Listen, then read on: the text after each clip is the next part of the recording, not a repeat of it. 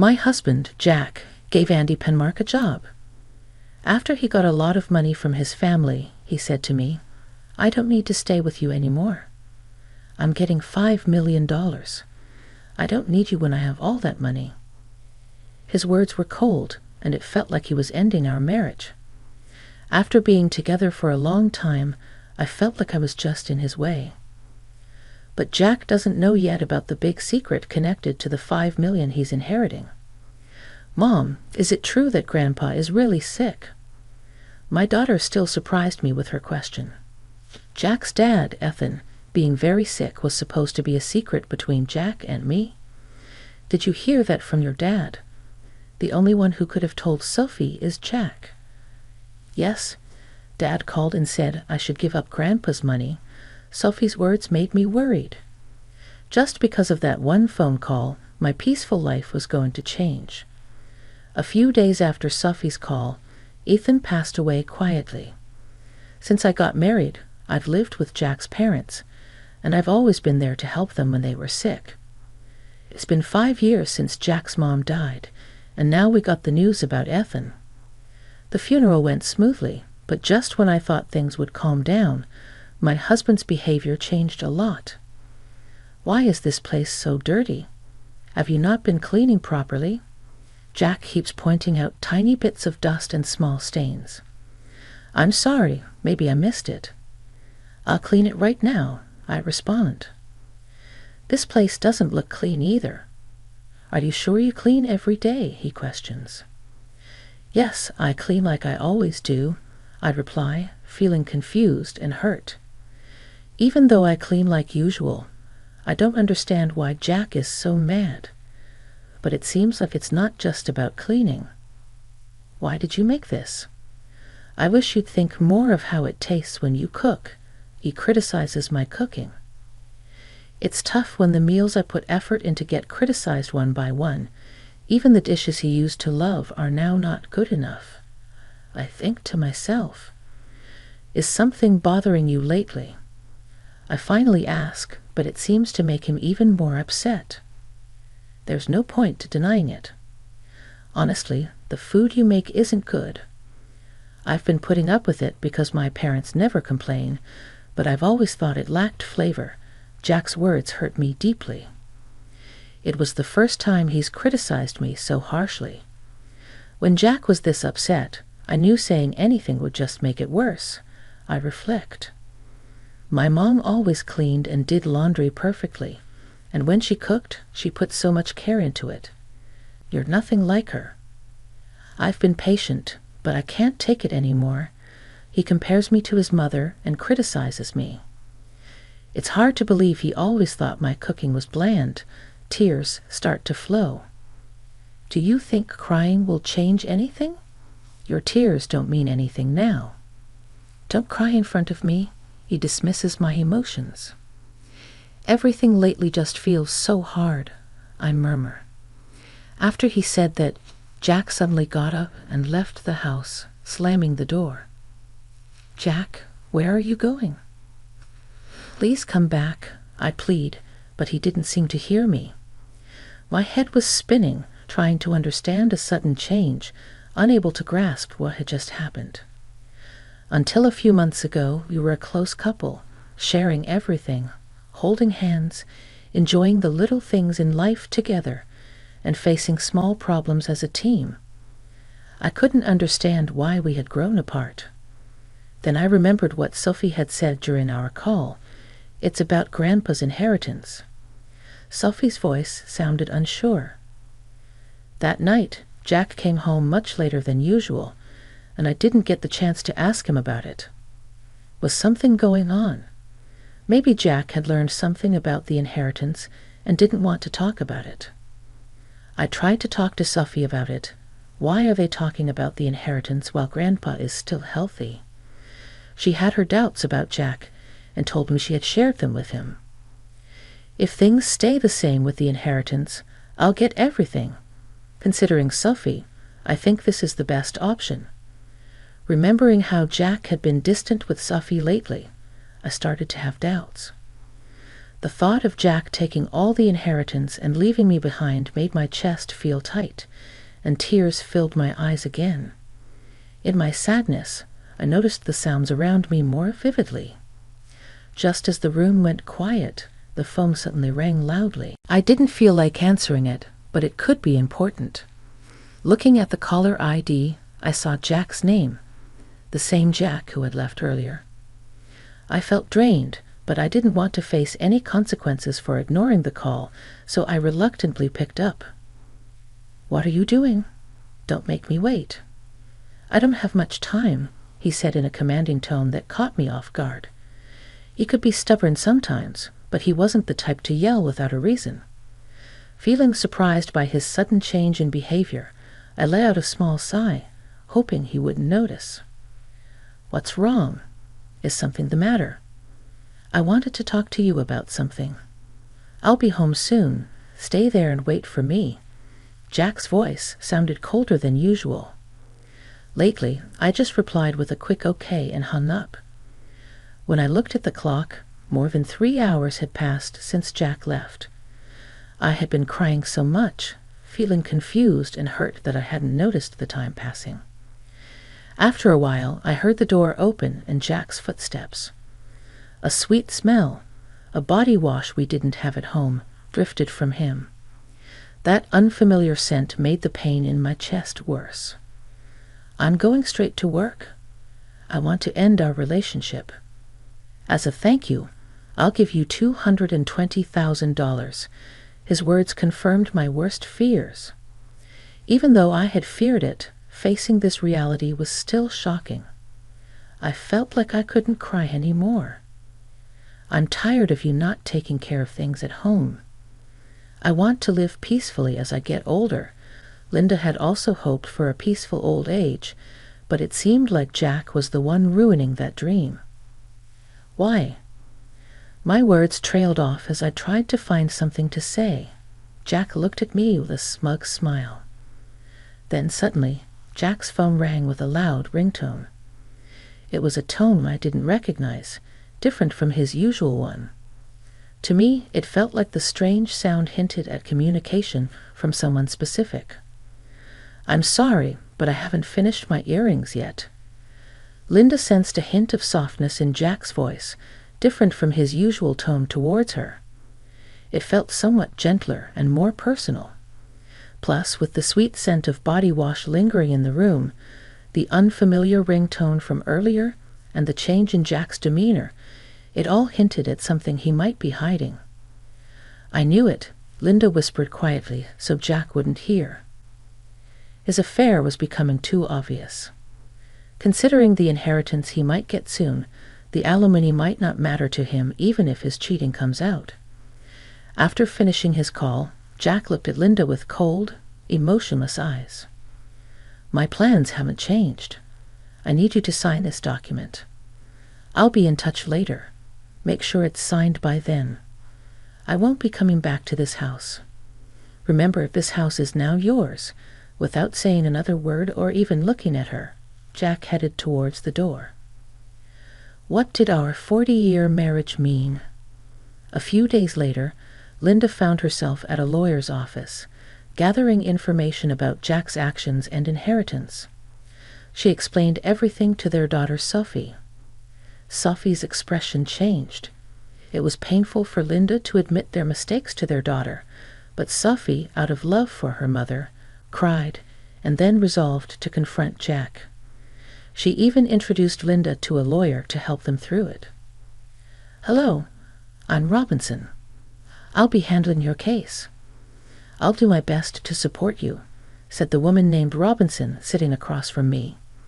She seemed to be in her late 40s, radiating a calm presence. Her tidy hair and professional attire gave off a sense of professionalism. Her clear way of speaking made me feel reassured.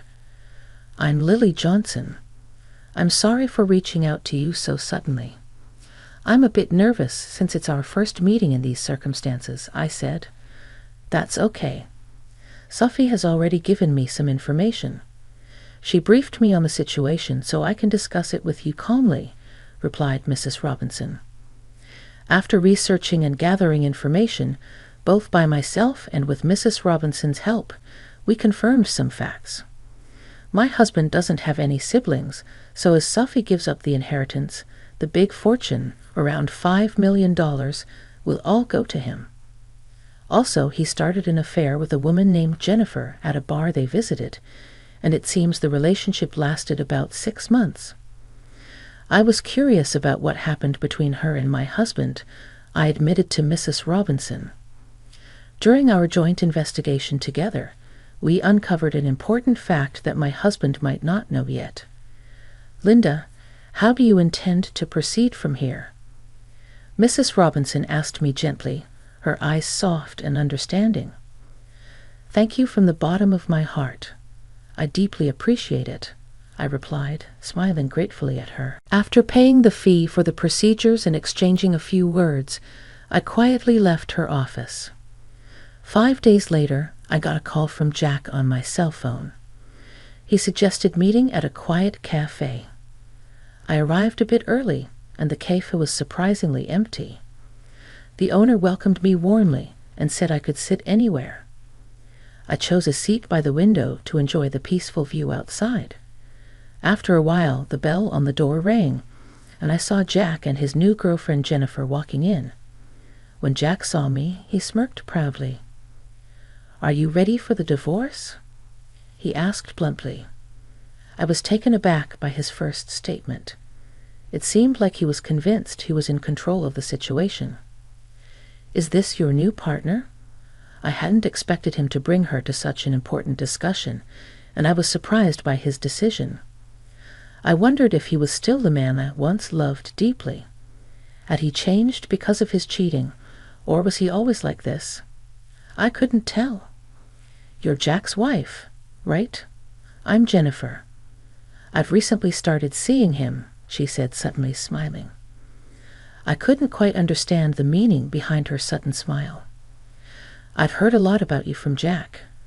Seeing you in person, you do look a bit older. I wonder how Jack put up with all these years.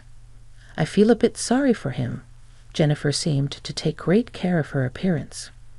She looked much younger than her actual age, which was in her 60s. Compared to her, I might look my age, but I couldn't accept the way she said it. Jennifer, it's those kinds of comments I warn you about, Jack interjected. But yes, I did think that. But Jack, if it were me, I would cherish you more, I said softly. I understand, Linda. I don't want you to overthink it anymore. I just want you to file the divorce papers, Jack said, his attitude not surprising me. Hold on, there's something I need to discuss, I said, noticing a hint of confusion on Jack's face. What do you mean? Is this about your father's inheritance? Is that why, after all these years of marriage, you're making this decision? I wanted to know the truth behind everything. I fail to see how my father's inheritance and you are connected. That's solely my father's affair. I've heard detailed stories about your father's extensive inheritance from Sophie. I know its value, so what? That inheritance isn't for you to claim, Jack retorted. But I'll answer. Actually, more than the inheritance itself, the end of caring for my parents is one of the reasons I want to part ways with you. Just a caregiver role. I couldn't believe Jack saw me only as a caregiver and not the loving wife I used to be. I don't even have the energy to cry.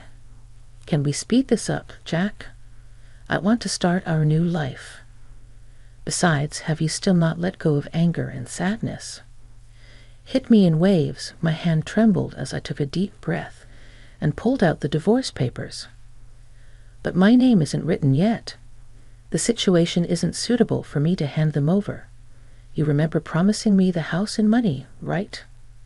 I remembered our conversation clearly. Yeah, I did say that.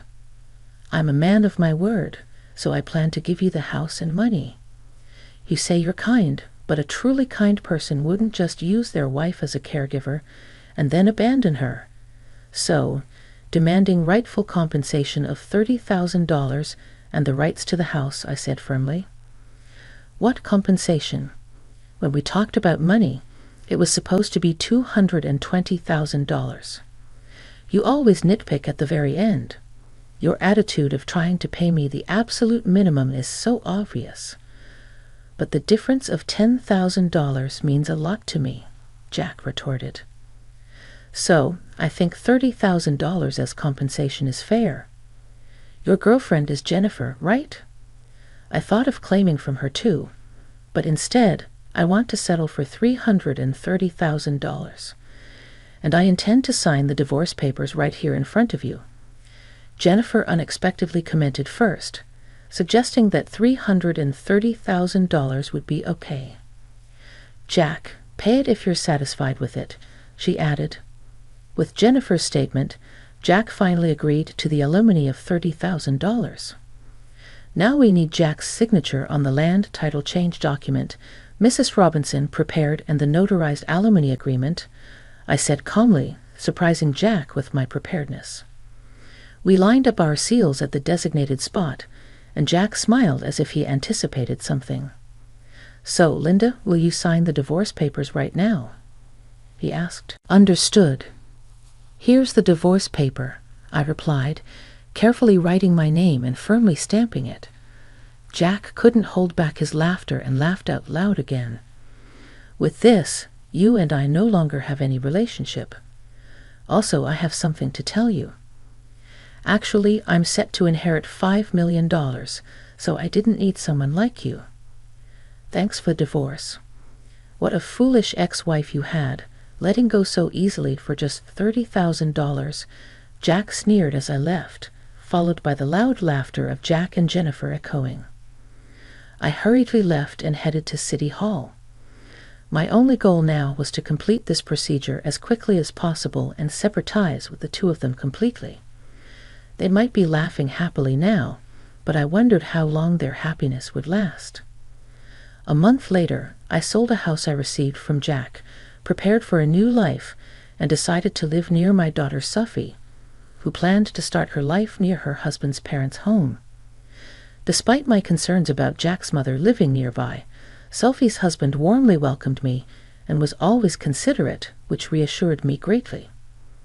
My daughter Sophie initially seemed angry at Jack's actions, but when I shared a certain fact with her, her expression completely changed and she smiled brightly.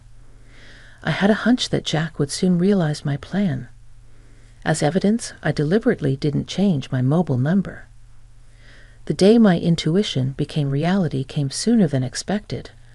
From the afternoon, my phone rang repeatedly, and sure enough, it was Jack. He called many times, but at first I purposely didn't answer. After receiving repeated calls, I finally picked up. "Hello. Why are you doing this?" I couldn't hide my surprise. "What's the matter?" "You called out of the blue?" Jack raised his voice. "What's the problem? Where are you right now?" "I thought you might have visited our old house, but in reality, that house had already been sold. Since we decided to divorce, there's no me for you to be involved with anymore." "Where did Sophie go?" "I can't find her. It seemed he went to Sophie's old house. Of course, she wasn't there. And I handled all the information and procedures related to Sophie's husband's family home, so Jack had no way of knowing. He seems to have hit a dead end and contacted me.